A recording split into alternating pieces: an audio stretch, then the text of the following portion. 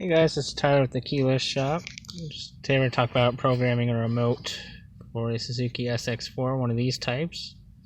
It's pretty simple. It's kind of like a Mazda, So what you want to do is get in the car without the key in the ignition.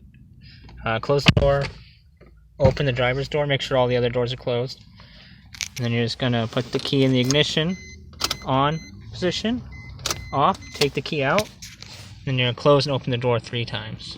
1, 2, 3. And then you're going to do the same thing over here. Key in the ignition, on position, off position. Take the key out, the lock cycle, and then you just press unlock. And they cycle again. Then just close and open and close the door again to close out the cycle and test the remote.